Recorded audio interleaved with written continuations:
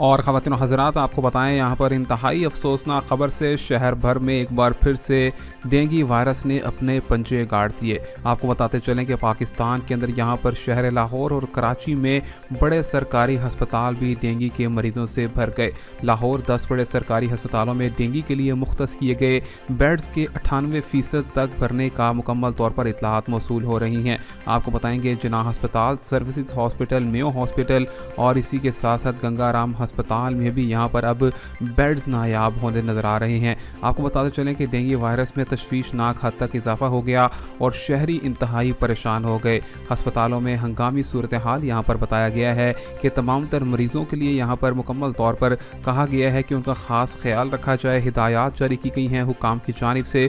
दूसरी जानिब ये भी बताया गया है कि मुल्क के बेशतर व अक्सर इजला के अंदर यहाँ पर एंटी डेंगू स्प्रे का सिलसिला भी शुरू कर दिया गया है। ख़वातीन व हज़रात, आपको बताएं कि यहाँ पर 24 घंटे के दौरान बहुत से अफराद जाँ बहक होने की इतलात भी मौसूल हुई हैं। ताहम ये भी बताया गया है कि मुतअद्दिद अफराद ऐसे हैं जो कि काफ़ी ज़्यादा तशवीशनाक हालत में अस्पताल में मौजूद हैं। ख़वातीन व हज़रात, मिलेंगे आपसे नई अपडेट में, तब तक के लिए अल्लाह हाफ़िज़।